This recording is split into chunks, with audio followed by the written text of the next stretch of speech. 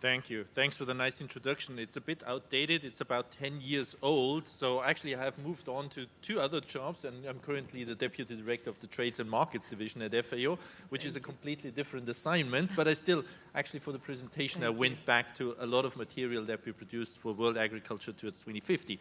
And in part, in fact, that's what I will present today. Before starting with the presentation, I also thought that I should prove that I'm not completely innocent as far as no-till agriculture is concerned, that I actually do have some experience. And in order to do that, I dug deep into the photo archives that I had at home. And actually, even to my own surprise, I found a number of photos that suggest that I've been in touch with no-till agriculture and conservation agriculture, and very much so, and from a practical side. This is old. This is nearly 35 years old. And this is a photo that I took myself. It's a photo that captures an erosion ditch in Paraná, close to Guarapuava, where I actually did my first internship in agriculture before I moved to economics. And what you see here is actually Mr. Bratz will even recognize the person who is up there at the Fusca. It's Franz Jasper. And the person in the ditch is somebody else. It's just a colleague of mine. And he was not a tall person, no doubt about this, but you see that the ditch is essentially 3 times higher than he was. And that's not only because of plowing, not only because of agriculture, it's also because of deforestation. There used to be forest there, Mato Atlantico, which ultimately was cut down and completely disappeared. Why do I show this picture? Not because I want to prove that I had some exposure to no-till agriculture. That's in the next slide. It's really exactly what Herbert Bratz said yesterday. Things only change, particularly in agriculture, if there is a need for change. There must be a make or break situation. And the farmers in Guarapuava, in Entre Rios, they had a fundamental need to change. They could not continue with the way they were doing agriculture simply because the rain was washing the soil away. And so there was no alternative. It was either to continue plowing and destroying the soil and ultimately giving up agriculture, or moving to something else. And this something else was no-till agriculture. And they did it fundamentally successfully in a very skilled way ultimately. It was a long transition period, and that's already 10 years into no-till agriculture in the south of Brazil. Okay, the other picture that I chose also conveys a message. Not that I'm myself on that picture, that young, handsome man on the right, this is actually me, but it's because it depicts another important message. There are 2 different equipments there. You see the 2-wheeler and you see a larger seeder. It's not a particularly large seeder. The 2-wheeler with a small seeder actually never really got adopted. And there is a reason for this, because the environment in which this form of agriculture was implanted didn't support small-scale, small equipment for smallholder farmers. It actually, even the equipment on the right-hand side was ultimately too small. Ultimately, it took a move into large, capital-intensive, know-how-intensive agriculture. And that's not unexpected. In fact, we thought it would be exactly like this. Why? Simply because the environment in which this technology was implanted supported technology that is labor-saving, know-how intensive, to a certain extent capital intensive, and can be implemented on large rectangular plots. And that's why it actually was so successful. It was so rapidly adopted here in Latin America. Okay, so now let me start with the real presentation. The first big challenge that the world is facing in feeding its people is feeding a larger population. And you probably know this slide already from the popular press. In fact, it captures 2 different things. One is the red line, which captures total population growth. It's not anything that is unknown. It's only the long period from 1850 to now. We started from a little bit less than 2 billion, and by now we have already exceeded 7 billion people on the planet. But you will also see in a moment that growth continues, there's no doubt about this, but growth will slow. And that's actually something that's rather positive for the world as a whole. But as always with an average, it masks important differences. Why is it slowing down so rapidly? Well, because it has already slowed down in Europe, in Eastern Europe in particular. Countries like Russia are actually shrinking already, and they will continue to shrink from currently 140 million to 110 million, the same for the Ukraine, and so on and so forth. Same in Europe, we have 500 million, and the only population growth we see is essentially population growth through immigration. Actually, for the OECD countries overall, there's very little growth, if anything, so growth takes place elsewhere. But even in the developing world, growth actually doesn't take place in a uniform way. There are large differences again.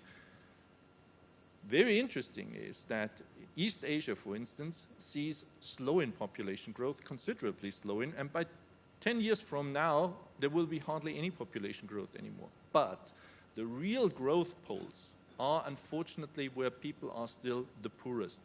The real growth poles are in Sub-Saharan Africa and in South Asia. And even within, say, Sub-Saharan Africa, you have vast differences. And the problem there is that the highest population growth rates are really in the countries that have either scarce resources or have no non-agricultural resources. My most favorite example is Niger. Niger is a country with currently 18 million people. It will grow to 110 by 2100. Actually unimaginable, but that's what UNPD says. At the same time, they have about 12 million hectares of cropland, and the 12 million hectares are already in production. There is land scarcity, there is water scarcity, so something needs to give there, and of course, they also need to change the way they do agriculture, and no-till agriculture and conservation agriculture is not only in Niger, but in the entire Sahelian region, certainly an alternative. I'm coming back to that later. We heard already yesterday that the world needs to increase food production by 70%. Our numbers are 60%, but it doesn't really matter. It's the same problem as with population growth. The average masks the real challenges for the various regions. We see already for developing countries it's nearly 80%, but again, if you break it down in developing countries, you quite see populations that actually will be confronted with the need to more than double their food production growth. And unfortunately, I alluded to this, these are, the poorest countries, and quite often countries that have a very poor resource endowment, so they need to become much more productive and not necessarily only increase yields, but increase the way they use all their inputs. Economists call this multi-factor productivity or total factor productivity. I'm also coming back to that in a moment. I mentioned it already, the average masks the real interesting stories, and I thought I'd take one animation with me that essentially captures the entire story from the early 1960s going into the present time and into the future. So what you see here is essentially a scatter plot that captures the nutritional status that has been achieved by every country. Every bubble is essentially a country, and the bigger the bubble, the larger the population.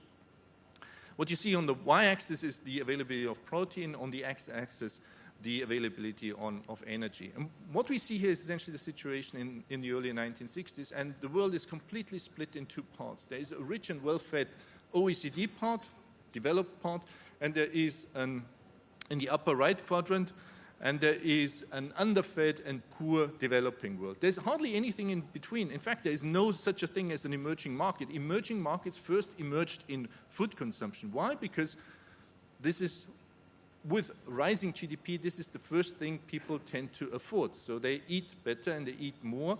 And so the first emerging markets emerged as far as nutrition is concerned.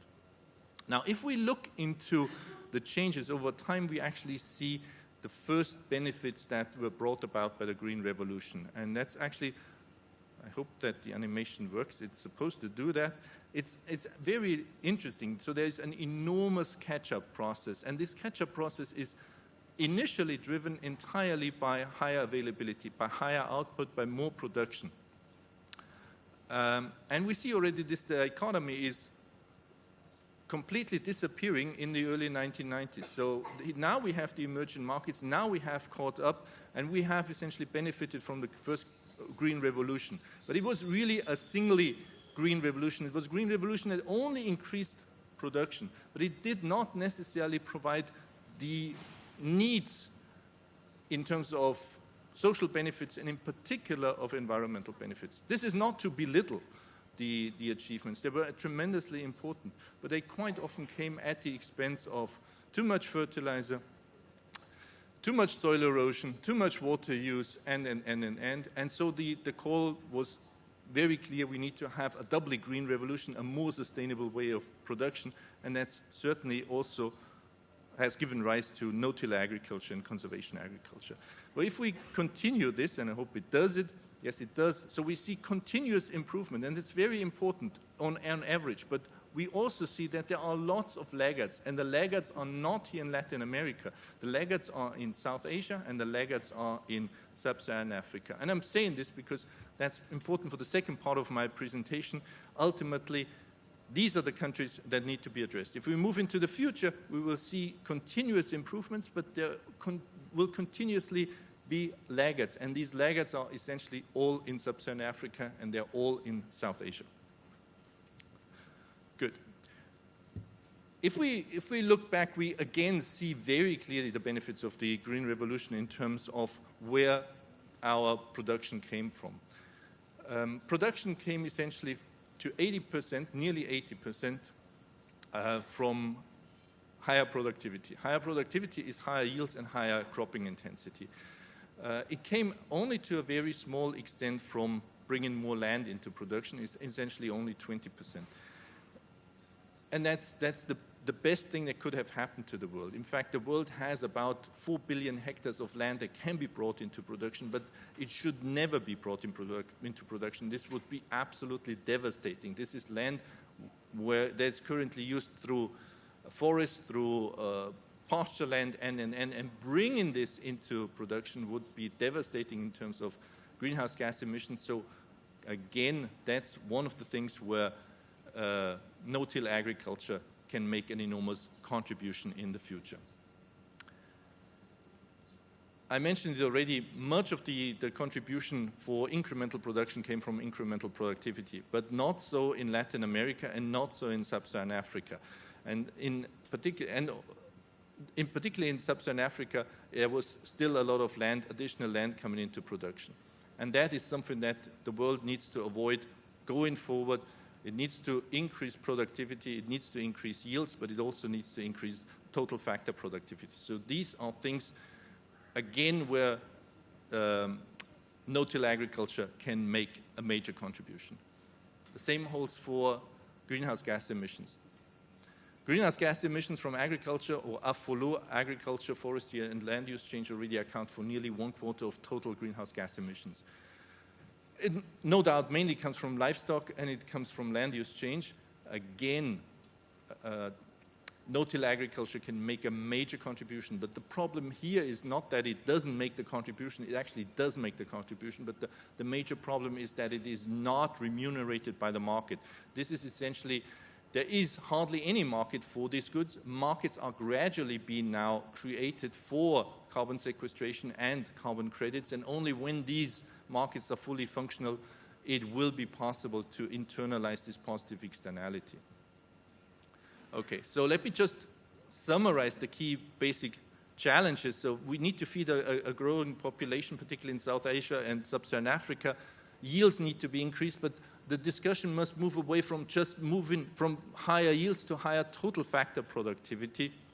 It is a problem for no-till agriculture to see that yields, particularly in the transition period, are lower than in conventional agriculture, but that should not be the key criterion. The key criterion should be that you need fewer overall inputs to have the same output, or you get, with the same inputs, higher overall output. And the key message should be, we get a bigger bang for the buck, we get higher total factor productivity. In fact, and unfortunately I haven't seen any good studies there, no-till agriculture is one factor, one element, one technology that we call disembodied contributor to total factor productivity growth, and actually it should be documented.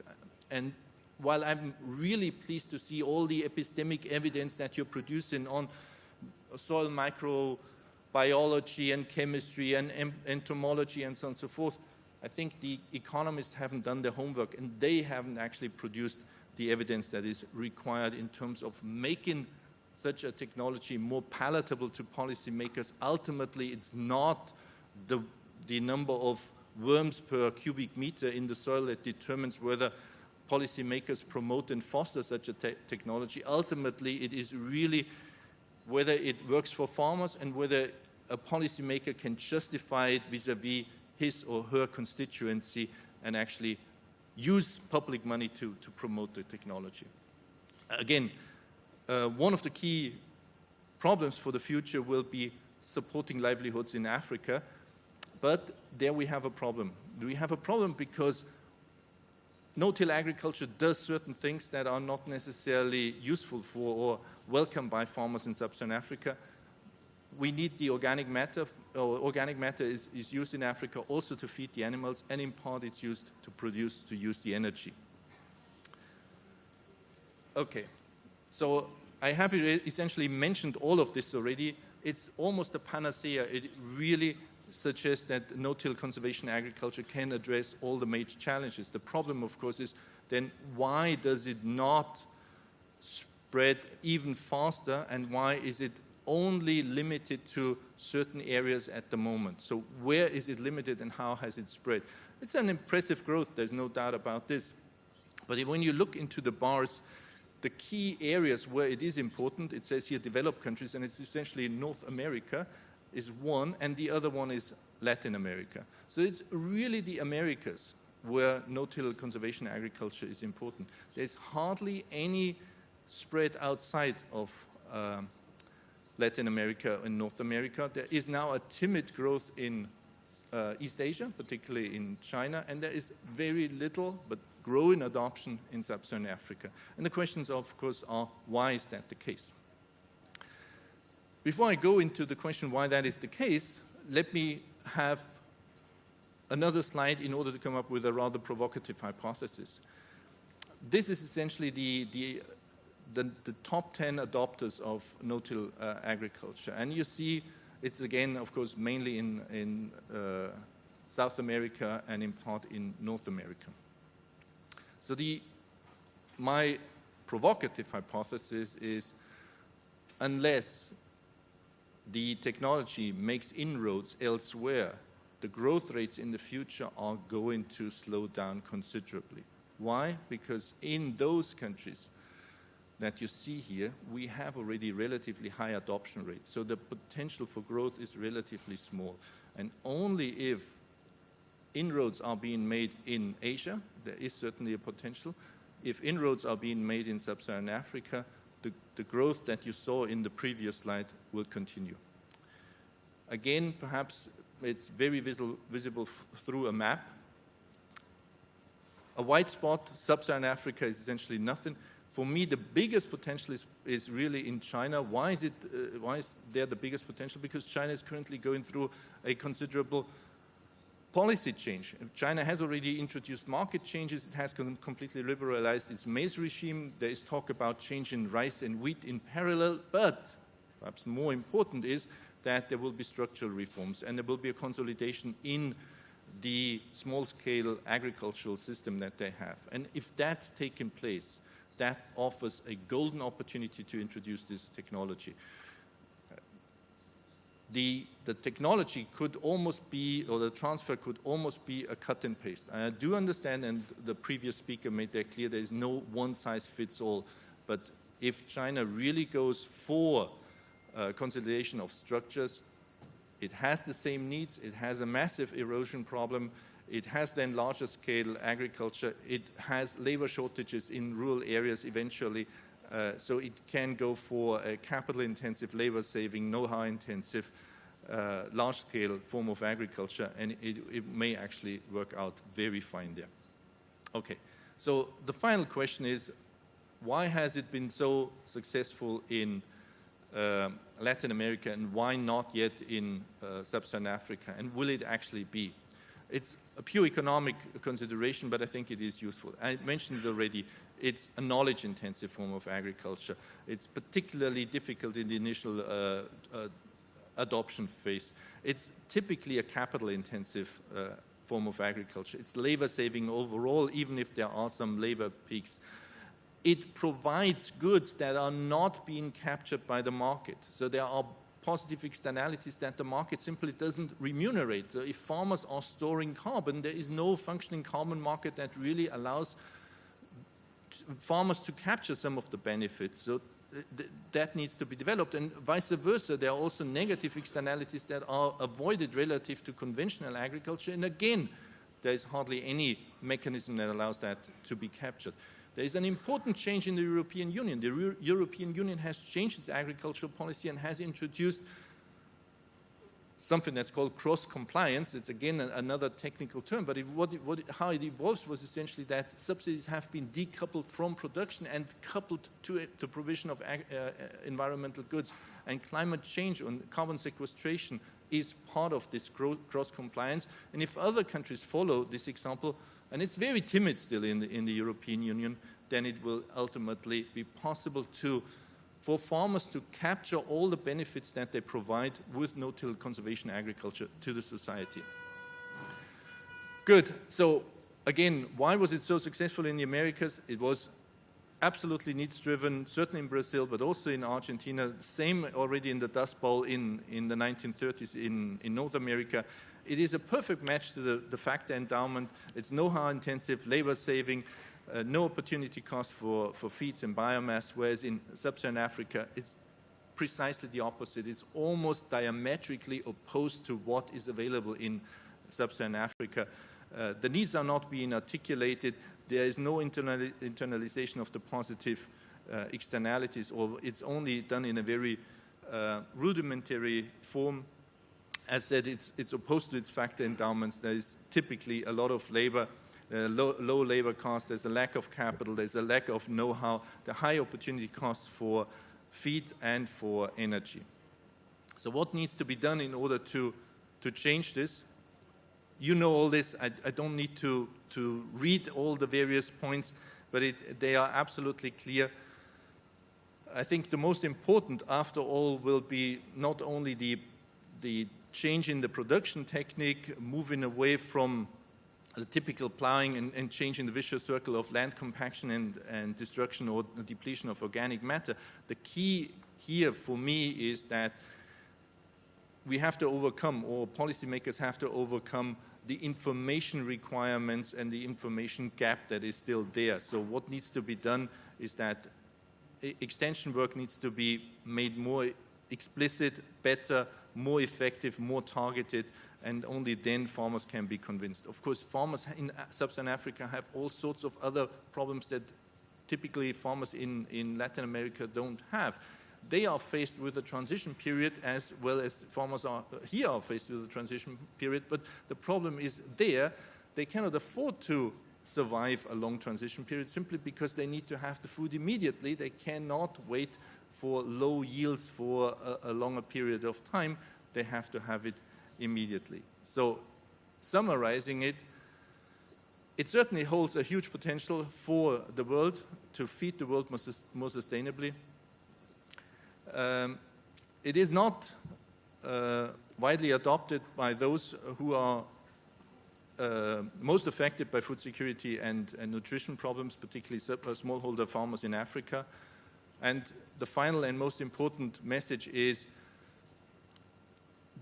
in order to get it spread out to the world, it needs to be adopted as a technology so that it really meets the needs of the farmers. Only then will it be adopted. So without adoption, there will be no adoption. It's more than a play of words. Thank you very much.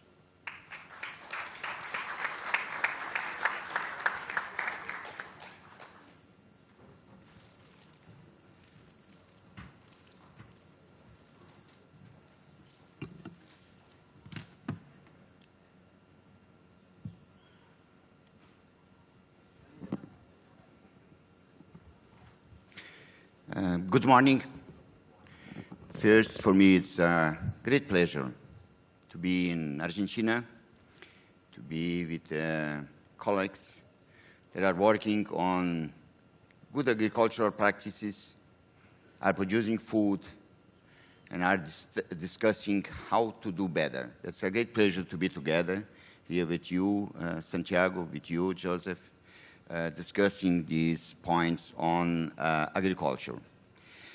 The key points, the key words that we do have to address in these 20 minutes is linking conservation agriculture, food security, and South America.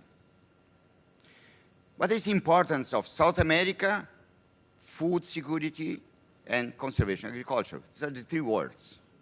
And then, coming from Brazil, I understand that I am not here talking in my name. We are talking for a group or for some guys that think conservation agriculture, like Ricardo Rallich, Rafael Fuentes, Mary Bartz, Telmo Amado, Afonso Sloit, and many others that is help here, like Bertola and others, you know, that are together. We are discussing this. There are some ideas, some opinions, some things that we need to do, some things that we are doing now.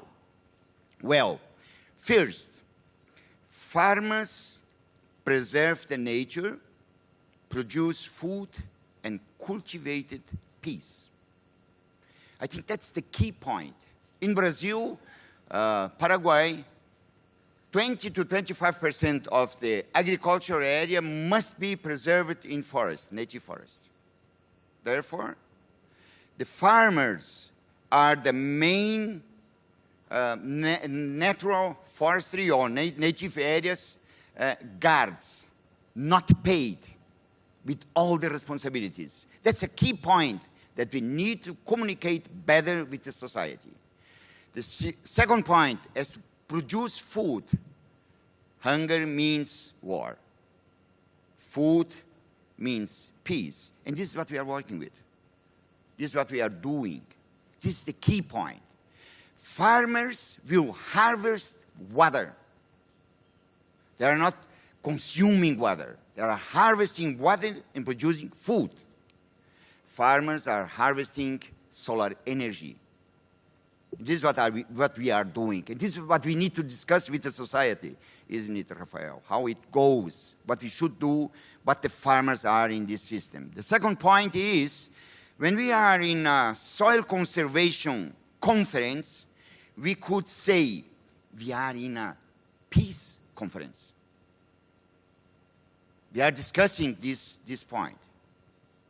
I think this is what we need to understand. We are producing food. Well, then we need to start another point that is very important when we discuss South America, food security, and the role of South America. I would say the Southern Hemisphere. The first point is we do have 9% of the world population in the Southern Hemisphere and 91% in the Northern Hemisphere. This is the key point. We are producing food for the Northern Hemisphere. And we have several problems like soil conservation, cover crop, crop rotation, biology. Who pays for it? Is that a problem of the farmers of South America, or is that a problem of a consumer from the Northern Hemisphere? These are some things that we need to communicate better. What we are doing, what are the demands. Then we could say South America, when we put it in the Northern Hemisphere, we do not have any place that we can copy or exchange direct information on biology, biological activity, taxonomy, and then we have a major problem. In Argentina, it's much better than Brazil, but in Brazil, we do not have one museum to send insects, diseases, weeds, natural enemies to be identified. If there is no identification, how to do population dynamic studies, biological control, management. These are basic studies that are the basic support for conservation agriculture, management. I think these are basic needs that we do not have now. And we had it much better in the 80s, in the 90s, in the 70s. And we lost it the last 15, 20 years. Okay, the other point is, when we take Europe, as a reference of culture, knowledge. We are typically Europeans. When we put Europe in South America, we are putting the Europe knowledge in an area that we do not produce main food. We are tropical, with a lot of rain, with a lot of biological activity. And 60% of the world population is on the Far East. We are producing food in this direction. And remember, a key point too, China, after 24th September 2013, 4 years ago, 3.5 years ago, signed a contract, you can look in Google, China land, soil or farms in Ukraine, 23, 24 September, 3 million hectares, 8% of Ukrainian agricultural area. Putin, the next year, in July, put down a plane in a wheat field and finished the contract. But did the Chinese? They bought Nidera, Argentina, bought Mactechin, Adama, bought Syngenta, the biggest industry of chemicals in South America, and are buying several these groups of selling and working with farmers and buying grains. Well, that's good as bad. No, that is an enormous change in the food discussion in the world. And then we need to separate. We are talking about food security with a group of farmers that are producing food in quantity and quality. And we have another problem that are the small farmers, surviving farmers, and sustainability for the farmers that are there. I think they are not in the system of food security in the world, you know, and they are not fighting and they're not against one another. They need to work together like the organics, you know, that must be much better than the conventional agriculture to be able to produce, you know. We work together, we are not competing, okay? We need to work together, these guys. We are producing food for China and India. This is the point, the main point. The other point is, numbers were shown, area of soybean, area of corn in Brazil. In the morning, Argentina did show 130 million tons. 2025, 180 million tons. Okay, 40% in 8 years, 5% a year. What did FAO expect for 2050? To increase 40% in 30 years. The same is happening in Brazil. When we look 2005, 50 million tons of soybean. 2015, 10 years later, 105 million tons, doubled. What will happen with the prices? The consumption will not increase. It will exclude, again, the small ones or the low production. Well, and we need to do it better, every year better, and be in the system. Corn production in summer season in Brazil. Major change happened when we started to produce the main production of corn on second season because of rust. That is a problem of Brazil and Paraguay, soybean rust. We adopted technology from Argentina, short cycle, growing habits with flowers that we starting earlier, and then we can sow soybean earlier, September, October, with very good production. And then we had time to do a second summer crop with corn. But it's all new, 4 years. We don't know nothing about diseases, pests, nematodes, you know, everything what will happen in that system, you know. We need basic biology more and more. The other point is, we have a lot of rain. It rains a lot. But in the center-west Brazil, it rains in summer. There's no rain in winter.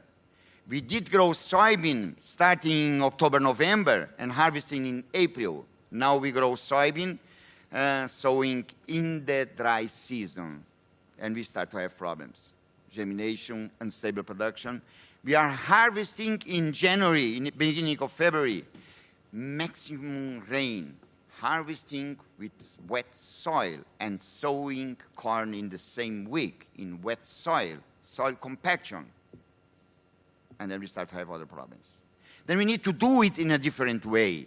Then we need support, knowledge, new knowledge. In southern Brazil, that is the distribution of rain, just to talk about. Here's a key point. I'm in the picture just to show 1.7086 meter of water during the year.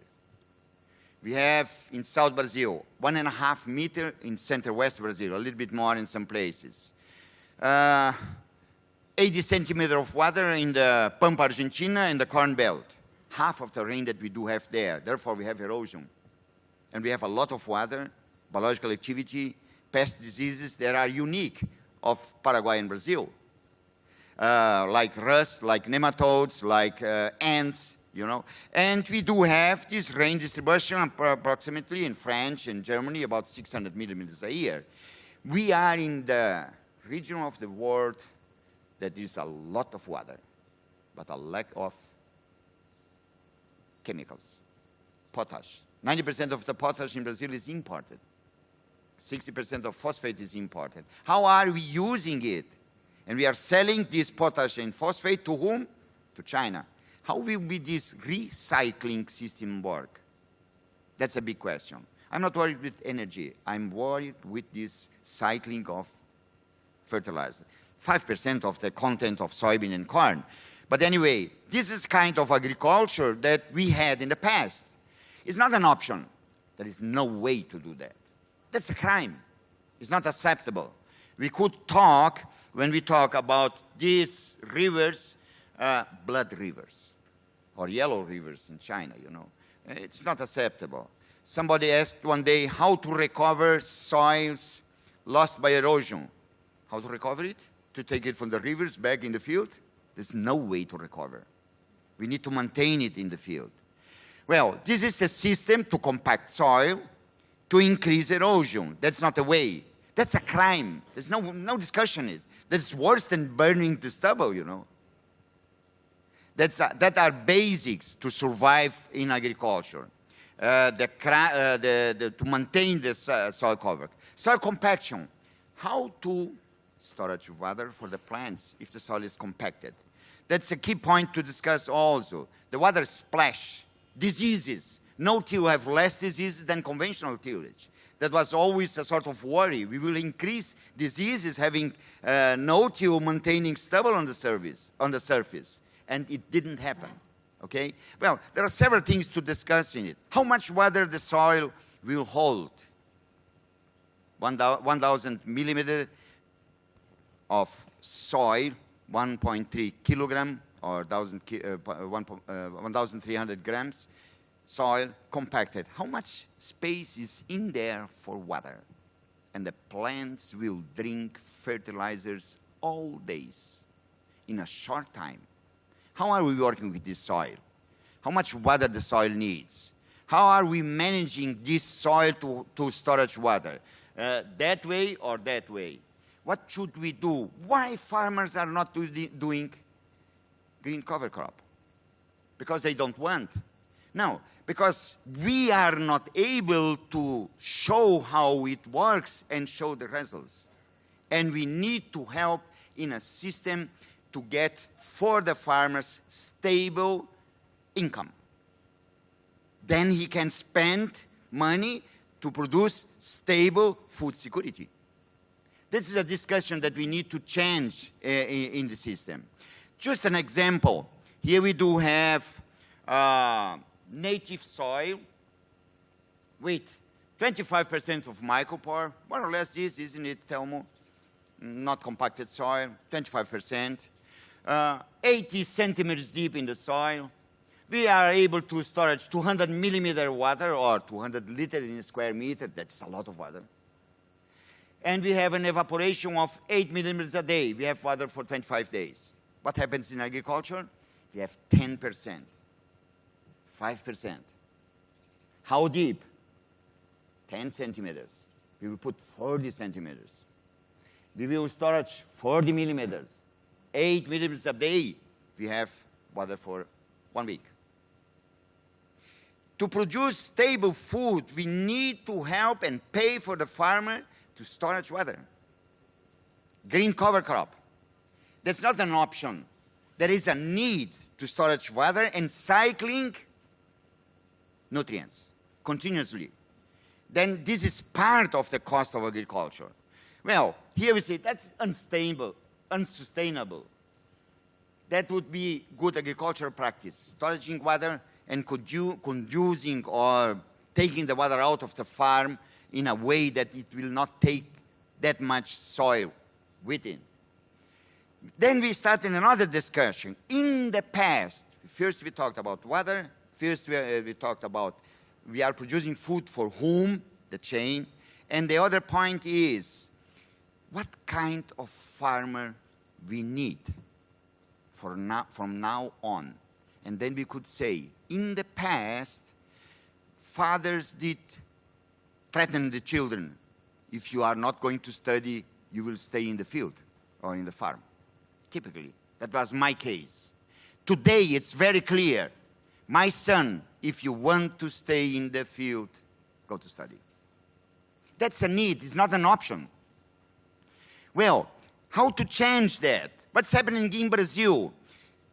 In Brazil, the last 8 years, doubled the number of faculties or universities with graduation in agriculture.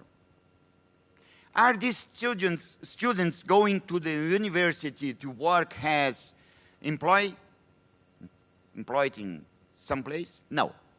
They are going to the university to go back to take off on agriculture. And one thing that did happen in the past, we had 5–10% ladies, girls in the agriculture as students. Today we have some universities that more than 50% of the students are girls that are going back to take over. Then we start another question. How are we communicating with this kind of farmers? How are we communicating the guys to come in this room to discuss soil conservation? How should we communicate it? How are the changes? How is this movement? Here we have a pig producers information from Santa Catarina. It's one of the most important pig producers in Brazil. In 1985, in that state, there were 54,000 farmers or pig producers. 10 years later, 24, a half, 50%. 10 years later, a half of that half, 12,000. And now there are about 10,000 pig producers. And how is the pig production? The meat production? 4 times more. What is going to happen with soybean, corn, wheat, and agriculture? I would say more or less the same change of population in agriculture, and mainly kind of farmer in agriculture the next year. How to communicate with these farmers. We have a drop of the population in agriculture and a tremendous increase of technology and knowledge. Who is able to use the computer in a harvester or a sprayer or in a tractor? We, in our age, a longer time, you know, or the young guys. How it will be this relation to go ahead with the responsibility of 9% of the population of South America to produce food security for the Northern Hemisphere? I think this would be the main discussion and interpretation. Young guys will work in nets. Nets there are not only in Argentina or Brazil. There are Argentina, Brazil, South Africa, China, North Africa, or whatever, Europe. Young guys, dynamic, they change very quickly, they communicate very easy. New technologies, and the farmers will need presence in the farm to solve the daily problems. Then we will need much more, and really much more, basic science that will support problem solution, this relation. And trust. What's the major problem with the farmers, or the discussion that the farmers put on the table? Trust. How to trust the guys that sell whatever, seeds, insecticides, herbicides, fungicide, machinery. I will need to pay this bill. Education, support, and training. That would be the main active ingredient that will make difference in productivity and soil conservation and good agricultural practices. Young farmers and urban society communication. We need to communicate much better. We are not doing it in a good way. We need to change this way. Change is first denied, then vehemently opposed before being accepted to self-evident. You know, this is what Bill Crafty did post a few days ago, and find it very interesting. This kind of change that is happening. We are against. To be against, we don't need to know anything. To be in favor, we need to study a lot. We need to study a lot. And to work together, it has a cost. But to put something in the press, whatever, against, it is very, very easy. Very easy. Trying to finish in 3 minutes. Costs and income. Costs are increasing all day, or all months, or all years. And that is there. It will not change. It grows. What is the problem that we have at the other side? Who pays the bill, including the bill of this meeting? Are the farmers, or the business of agricultural production. What is our compromise, our relation with the farmer income? We need to work together, all society, how to help it. Diseases, pests, weeds, problem will increase. We are in a tropical and humid, intensive biological activity, and we need to use this biological activity for biological suppression of pests. Knowledge. Knowledge again. We have another point, that is pests, weeds, and diseases. We are in a stage of the end of the easy chemical control strategies. There is a need to restart IPM strategies, permanent cover crop, biological control strategies, and we used to do a lot of these in the 70s and the 80s, and we lost it in the 90s. Why? Pesticides were too cheap. $3, $2 per hectare. How to discuss integrated pest management? It was a question of ethics. And Aapresid and Brazil, Federation of the No-Till Farmers, whatever, was a group of guys that have the values of ethics to do different, because it was not possible to do the same way of erosion. Okay. Now we need to take it again in another way, after no-till. What are the new challenges? Agriculture, think like a plant, and I would say agriculture are farmers or people, numbers, and management. These are the key points in agriculture. Other point that we could and we need to address, stubble is the skin of the soil protection. Roots are the muscles exercising the soil fertility. And you do not storage it. You exercise it. Our carbon, water, and nitrogen are gas cycles. You don't storage them. You have to exercise them. The other point that's very important that we need to talk about is to go back to the principles. Principles like the 10 Commandments in the past. Understanding the nature and working with the population dynamics. We are in the system, understand it better. The easy way of controlling problems. I have a problem. What to spray? That is past.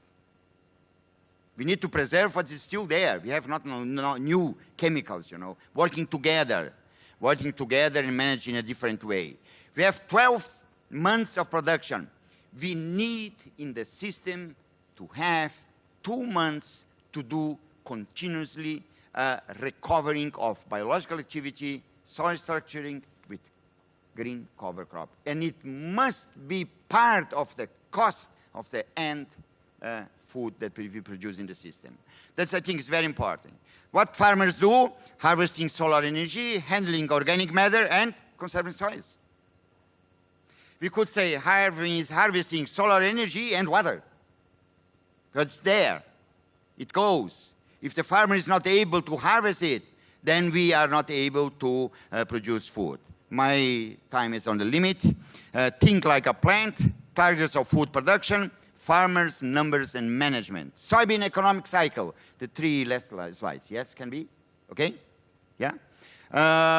Soybean sustains the economy of Brazil, Argentina, Uruguay, Paraguay. That's very clear. Farmers do not know the power that they have. That's very important. It takes the whole society, but the society that doesn't know it. Okay, the politicians don't know it, to put on taxes. OPEC, Organization of the Protein Exporting Countries. Who? South America. It's more or less saying that pattern, not to increase the price, to stabilize the production for food security for the Northern Hemisphere. This would be, I think, the main discussion that we feel, and we feel has the points that need to be addressed. People handling production systems and producing food for the Northern Hemisphere. Thank you very much.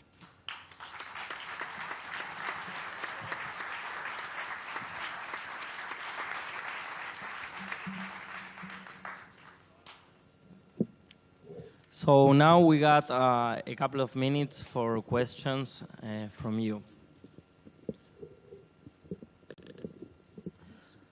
Yes, we have. Oh, sorry, we have a message through the telephone number. It's for Joseph. It says, should Food and Agriculture Organization, among other international organizations, change the paradigm in relation to proper no-till, proper siembra directa, in spite of the market doesn't pay it? Okay, I'm not quite sure whether I completely understood the question, but you're essentially preaching to the choir. I have a number of colleagues here from FAO, and they are completely supportive of no-till agriculture, conservation agriculture, and so am I. So that's not the problem that the organization would have the wrong view. The organization is firmly behind no-till conservation agriculture. The problem is more that the market is not firmly behind no-till conservation agriculture. The problem simply is that conservation agriculture delivers so much for the society for which the market doesn't have a market, doesn't provide a price, doesn't give you a remuneration. And that's the problem. It works on the positive, or it doesn't work on the positive side, it doesn't work on the negative side. So the society is not remunerating conservation agriculture for reducing water needs, for sequestration carbon, for reducing pesticide needs, and. And this is where the organization perhaps needs to put more weight behind. We may have to make every effort to make sure that policymakers understand this, that they create the markets that allow farmers to benefit or to reap some of the benefits, to share in some of the benefits that they're currently not, that they are providing to the society, but they are currently not having as private entities. That is the big challenge going forward.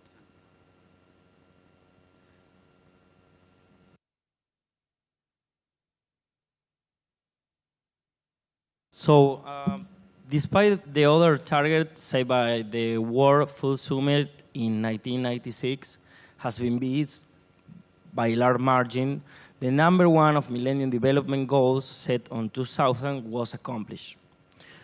Reduced by half the number of hungry people, the prevalence of malnutrition has been dropped from 18% in 1992 to 11% in 2016.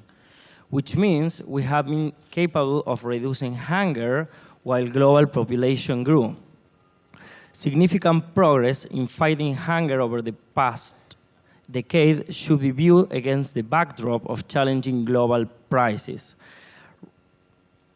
rising unemployment and underemployment rates, and above all, the global economic recessions that occurred in the late 90s and again after in 2008. Increasingly frequent extreme weather events and natural disasters have taken a huge toll in terms of human lives and economic damage, hampering efforts to enhance food security. Political instability and civil strife have added to this picture, bringing the number of displaced persons globally to the highest level since the Second World War. These vulnerable countries, particularly in sub-Saharan Africa, while other regions such as Eastern and Southeastern Asia have remained unaffected or have been able to minimize the adverse impacts. What learnings could we highlight from this period?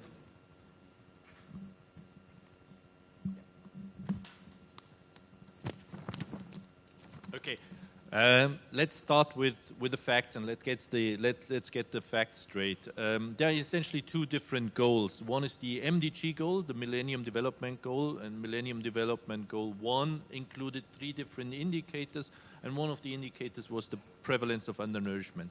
Indeed, it is so that we almost achieved the goal, so reducing the prevalence by 50% was almost reached. Not quite, but almost. That is an achievement, no doubt about this. It's also important to recognize that 1.9 billion people were added to the world's population, so this is something that needs to be appreciated. However, it should not be forgotten that in absolute terms, progress was much less. And we have a goal for the absolute reduction. It's the World Food Summit goal. So it's the World Food Summit of 1996, which I think was part of the question initially, which essentially foresaw to reduce the number of people who are hungry by essentially half, from essentially 1 billion to 500. And we are far from this. Okay. Again, this is the average, and as always, the average can be very misleading. So if you look into the details, you notice that more than 20 countries actually managed to achieve the World Food Summit goal. They actually reduced the number of undernourished by more than half, the absolute number. And of course, as most of these populations were growing, the percentage fell even stronger. So what can we learn from this? What did these countries do? There are a number of characteristics that are typical for these countries. They typically lived in peace. So this was absence of war, absence of civil strife is simply an important overall correlate of success. Another correlate of success is overall economic growth, but not just growth, but inclusive growth. So growth where also the poorest benefit, where the poorest can actually share in the benefits of growth. That doesn't always happen. It certainly didn't happen in Latin America to the extent one would like to have this, but then in Latin America you had an offsetting factors with all the food safety nets, particularly in Brazil, but also in other countries, that managed to ensure that those who did not benefit from the overall growth could actually be fed through social safety nets. Another correlate of success was a productive agricultural sector, because in many of the countries where hunger is an important issue, people depend on agriculture for their livelihoods. In fact, we know that about 75% of all the hungry people in the world live in rural areas, and almost all of them depend indirectly or directly on agriculture for their income. So promoting agriculture is a key driving force in order to get people out of hunger. And FAO, together with the World Food Programme and together with IFAD, we have repeatedly made suggestions on how to do this in very concrete steps, with very concrete measures and very concrete local focus areas, and all this material is available. I can get into the details if you want to, but I think it would just go beyond the scope of this discussion.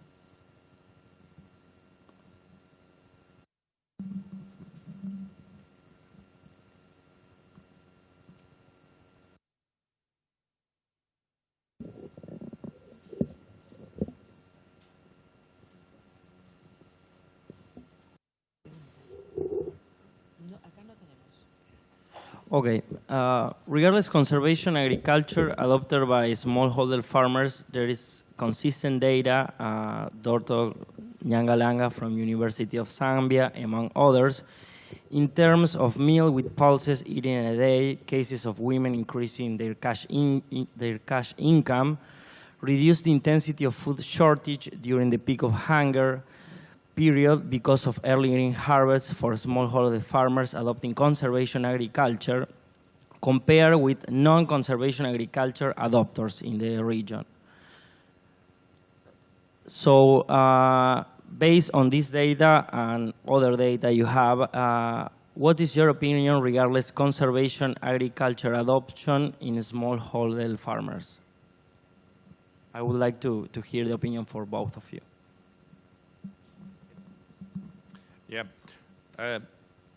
perhaps I was exaggerating a little bit by making the point that that conservation no-till agriculture is essentially a labor-saving, capital-intensive, know-how-intensive form of agriculture. This is the way it is currently practiced. It doesn't have to be this way, and there are other forms that allow essentially the countries, some of them were mentioned in sub-Saharan Africa, to bring in their factors, so more labor, less know-how, less capital. And there's no doubt that some of these efforts are already underway. But the adoption rates speak a very clear language. They are simply very low still. So there are, in my view, there are two ways of getting no-till agriculture out into the world. One would be really to make sure that we have an adaptation of the current technologies to the environments of the smallholder farmers in Africa. That is certainly underway, but it's much more complicated. There is no immediate need. There is not the dramatic event of a rainfall of 100 liters per square meter overnight that washes away everything. And even if that's the case, it's not necessarily so that the smallholder farmers can act. The alternative is that you do a copy-paste of the current technology. And in my view, that it will happen in China. As China is going through a structural revolution of its crop production, it will happen. It will happen over the next couple of years because also China has a natural tendency to promote technology. There's the only sector that didn't really benefit from this in the past was agriculture. But as the policy environment in China changes, there will be larger scale agriculture and there will be more capital intensive, more labor saving agriculture in China. And for me, the big next growth pole for no-till agriculture will be China in particular, perhaps other areas in Southeast Asia. I would say that soil conservation and good agricultural practices are for all, big, small, rich, poor. The principles are the same, human surviving. The reasons why to adopt it are different. For some, the costs or revenue. For others, the labor using. For the small farmers, perhaps talking about soil conservation and all these things, doesn't matter. It doesn't sound anything, you know. Working hard is not a problem. I always did it that way, you know. But perhaps telling them, change how we learned from Paraguay. Change, you will have time to do the things that you would like to do 10, 20 years ago. Now you will have time doing good agricultural practices or no-till, whatever, good agricultural practices. And the other point is technology, available technology to solve the problems that we do have. And the last and the main important for me is ethics, value, moral, ethics, responsibility to deliver the soil or the environment better for our children than the way that we did receive it. That would be, I think, a key point. Education. So, picking on the last point of your presentation, Dirceu, you were talking about how the market should be paying somehow for all those environmental services farmers are currently offer. Do you see in the certifications that are right now available on the world somehow a solution, or you think we should think about new certifications? I want to have and eat food that that I may be able to know how and where it was produced. I want it. I think everybody would like to have it, to know how it was produced. There's no doubt about that. The easy way is to tell, farmers need to do it, I have nothing to do with that, you know. That's the way it happens. I think we need to communicate better what means good agricultural practices, how much that it costs, or how much I need to work with biologicals, you know. Biological, what I mean is soil structure, cycling, biological suppression of pests, diseases, the use of biotechnology and GMO, whatever, all this. What is the cost of that? How much society should pay for it? You know, it's very easy to say, you must do that and I have nothing to do with that. That's your problem. No, that's my problem because I want food. And the food is very cheap. Very cheap. And who produces it? And this guy is very under pressure, you know. Climate, prices, unstable, you know, and the costs are increasing. I think we need to discuss this better with the society. How does it work? What are the responsibilities to do better? And I think this would be, but no doubt, I want to have certification and that I'm able to really know what is really done in the farm, you know. To know it, certification is the future, that's a need. How to pay for it, that's the question that we need to do better.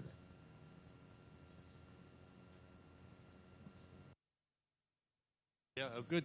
Certification needs two things in my view. One is monitoring and verification.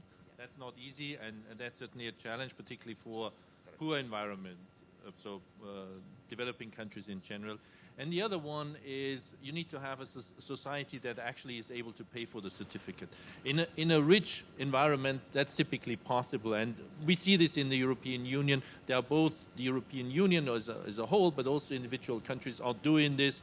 They are paying, they are creating certificates, not only for, not necessarily for no-till agriculture, but for all sorts of environmental goods that farmers are producing or the society is producing. In developing countries, it's much more difficult. So unless and until there are internationally accessible schemes where they can essentially get their certificates monetized, it will be difficult. There are things underway, and we saw yesterday something on the Green Climate Fund, which is a potentially huge source of financing, but again, it requires monitoring verification.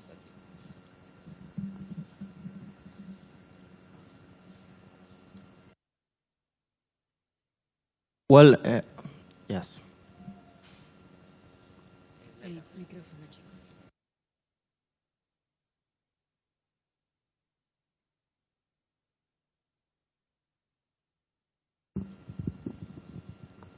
John Landers from Brazil.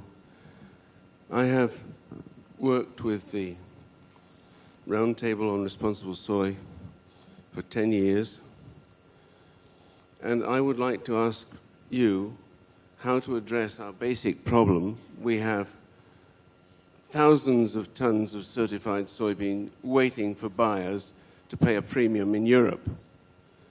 How do we attack this hypocrisy of the buyers, the consumers, who do not want to pay farmers for agricultural services? How can we get the message of ethics across to the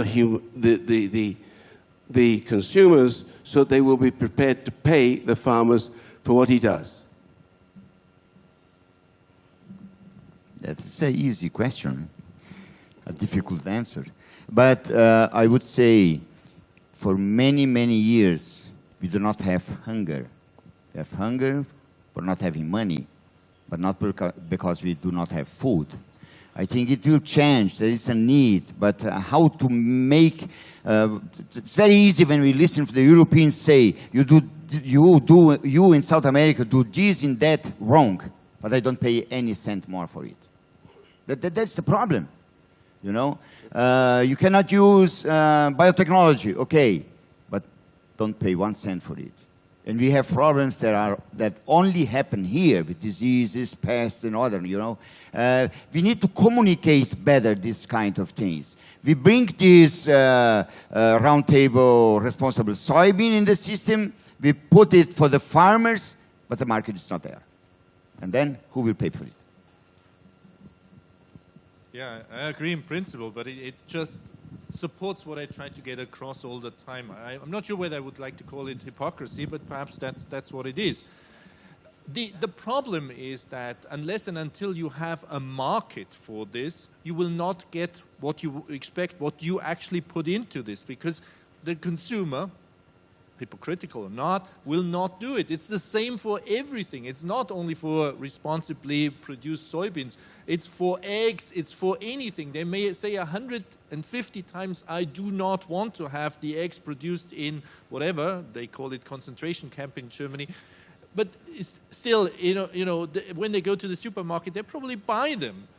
And hence, unless you have a market that really establishes the premium for sustainably produced soybeans in that case, it will not happen. And particularly for soybeans, because there you are far away from the final consumer. You're in the middle of a value chain. You are essentially dealing with a wholesale purchaser who will not give a damn about whether it's sustainably produced or not, unless and until he, as the seller of that good, can get the premium back.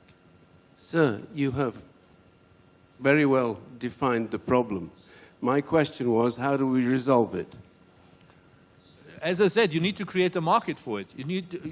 There must be something, either there are two possibilities. Either you have a market for it or you have strict regulation. In the case of eggs, we simply don't allow it anymore. So we force the producers to abide by a certain production technology, full stop.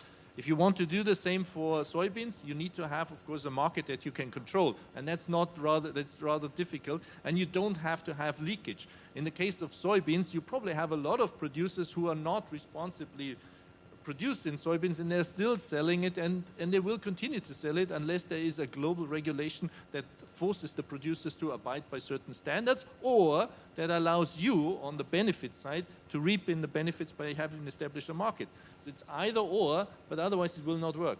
So you need to create, there are possibilities of getting an extra label, sustainably produced palm oil, sustainably produced such and such, but it's not necessarily so that consumers pay for it, and it's certainly not so that the wholesaler pays for it. It's, if anything, you may be successful by convincing the final ecologically conscious consumer to do this, but no way on God's green earth that any wholesaler of soybeans will do this. So either you have it through regulation or you have it through a market.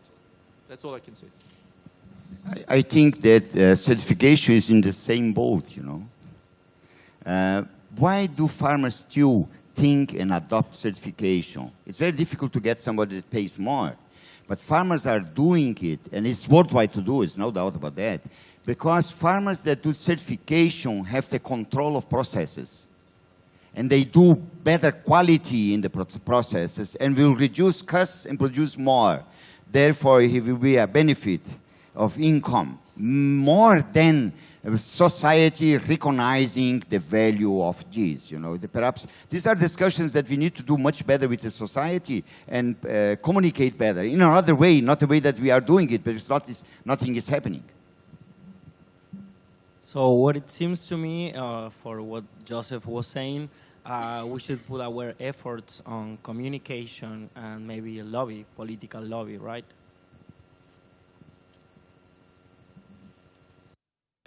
That's certainly a possibility. What I wanted to say is that either one does it through regulation and one forces producers to abide by certain standards, which of course always brings about an international competition problem. So if the Brazilians are forcing their soybean producers to stick to certain rules and other countries competing with Brazil, and I don't want to mention any, don't do this, the Brazilians will say this brings us at a competitive disadvantage, and that's not anything we want to have. So ideally this is done at a global scale, we would certainly completely favor this, and it's one of the raison d'etre of the organization I'm currently working for. So to essentially create international standards of certain social, environmental, food safety and other standards. The other possibility, but much more complicated, but there are success stories underway, is essentially to establish markets for these things. We see this for biofuels, for instance, for bioethanol, and it also creates all sorts of weird side effects. There are different bioethanol standards, for instance, in the United States and in Brazil. So Brazil has, in that case, much lower standards in terms of greenhouse gas savings and so on and so forth, whereas the US has rather high ones, which creates an absolutely absurd situation where the US is selling ethanol to Brazil because it essentially generates a surplus of a certain type of ethanol that cannot be used at home, and at the same time it actually needs the Brazilian cane-based ethanol, which is at a higher environmental standard, higher greenhouse gas savings, and imports the same good from Brazil, which is absolutely the same physical product. It only changes, or it's only different because of the environmental standards that the legislator has put in place. And that's certainly something that needs to be avoided, but there you have a standard that has been put in place.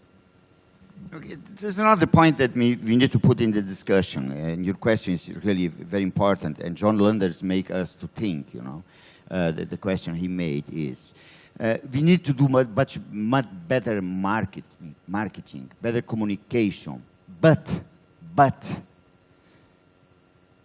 in beer, 1% is barley. In the bread, 7% is wheat. How to do marketing in something that costs very little?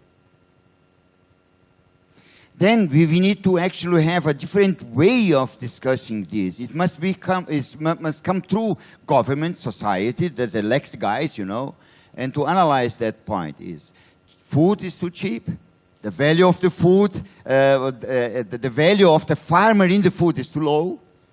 How to pay marketing? And that these are discussing that is very much sort of compromising with the industry that lives from agriculture and the whole chain of the food production. We need to do in a different way, because the way that we are doing it is not easy. And we will keep there, you know. We need to find other ways, doing it in a different way. So I want to thank to both of you for your time and your presentations. They were very good. And we are now closing the session, and I invite you all to Rizobacter room at 1 p.m. for the closing session.